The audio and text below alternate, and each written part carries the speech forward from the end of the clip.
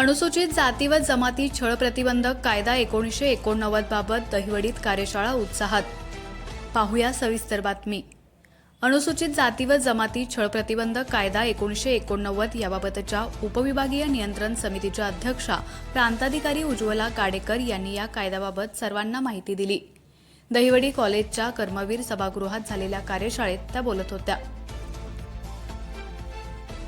या कायद्याअंतर्गत निर्माण झालेल्या परिस्थितीत प्रशासनाने नेमकी काय भूमिका घ्यावी यामध्ये पोलीस प्रशासन, महसूल प्रशासन तसेच इतर प्रशासकीय विभागांनी 1989 प्रमाणे अन्यायग्रस्त असणाऱ्या लोकांना तात्काळ मदतीसाठी तत्पर राहण्याबाबत अवगत केलं।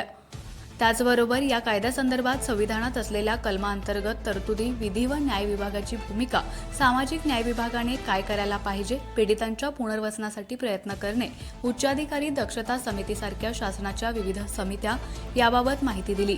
संबंधित पीडित व्यक्तीस न्याय मिळत नसेल तर त्याला उच्चस्तरीय स्तरावर दाद मागण्याचा अधिकार आहे। त्याचबरोबर याच कायद्यात 2015 सालापासून झालेल्या सुधारित बाबींची माहिती दिली।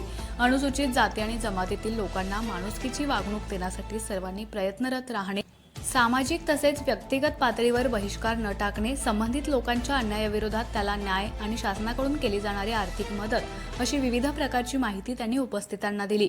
डॉक्टर बाबासाहेब आंबेडकर यांचे याबाबतचे योगदान याबाबत देखील सर्वांना त्यांनी अवगत केलं। यावेळी उपविभागीय पोलीस अधिकारी अश्विनी शेंडके, तहसीलदार विकास अहिर, भूमी अभिलेख उपअधीक्षक धनंजय कदम, वडूज पोलीस ठाण्याचे पोलीस निरीक्षक घनश्याम सोनवणे, दहिवडी पोलीस ठाण्याचे सहाय्यक पोलीस निरीक्षक अक्षय सोनवणे, म्हसवड पोलीस ठाण्याचे सहाय्यक पोलीस निरीक्षक सखाराम बिराजदार, गटविकास अधिकारी प्रदीप शेंडके यांच्यासह महसूल, पोलीस प्रशासनातील अधिकारी, कर्मचारी, खटाव तालुक्यातील पोलीस पाटील मोठ्या संख्येने उपस्थित होते। संविधानाची प्रास्ताविका म्हणून कार्यशाळेत सुरुवात झाली।